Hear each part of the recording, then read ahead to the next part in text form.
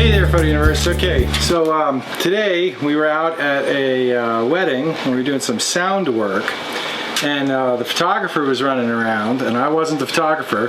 First wedding I've been to in a long time where I wasn't. The photographer was running around, nice girl, real friendly. So she's running around, and just as she's doing the formals, these clouds come over. Okay, so she's doing the formals with a camera and a lens, no flash. Available light formals. Well, I got news for you. If that cloud hadn't come over right then and there, forget about it. I mean, what would she do? Take the pictures in bright sunlight? What if it was raining? What if she had to go indoors? She wasn't ready at all. This is what she was shooting the wedding with. She was getting paid, by the way. Okay? So, a little while later, she's doing a reception, and she's got this going on. Okay, and that's how she's got her camera set up. Meanwhile, the ceiling in the room is 50 feet over her head. So, I'm going to throw this, I'm not criticizing. I'm just saying, like, let's go over some basic stuff here. This is going to help a lot of you. I mean, this lady knew what she was doing to a certain extent. She thought she knew enough of what she was doing to charge money for it. So obviously she's getting some decent results. But let's talk about this, right? If I'm bouncing off of here, what are you bouncing off of? If your flash is aimed at the ceiling, you're not bouncing off this little card. Okay, that's just for catch light in the eyes when the main light's bouncing off a low white ceiling, right? Okay, if you're angled like this, you better have a wall over there you're bouncing off of, right? So the point that I'm trying to make is your flash should be aimed at your subject. Unless when you deviate from that position and your flash is aimed up, you better be bouncing off of something. It's a game of billiards. Think pool table. If you're outside and you point your flash up at the sky, turn it off. You're wasting battery power.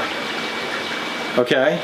So number one, let's have our flash aimed at our subject.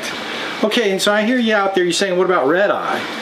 Good question. So if you're a professional, right, or if you're anybody, if you want to get rid of red eye, but particularly if you're professional, okay, the bottom line is this: you show up at your wedding,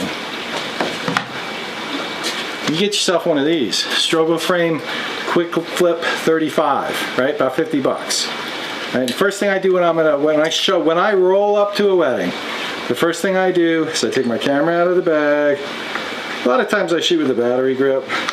But for right now, we're going to put it on here like this. Okay, so I mean, all right, camera goes on there. Okay, we got our Pentax, Nikon makes them, Canon makes them, off-camera shoot cord. All right, very simple. Gets us TTL off the camera. So that slides in the hot shoe. We take this piece up here, this slides into the flash area. Beauty. Yeah, see, now it's going to give me a hard time. Goes one way or the other. There it is. Tighten that bad boy down. Here we are. I got news for you. You roll up to a wedding, you whip this out. There's your wedding bracket. You walk around all day with this because you never know when you need that flash.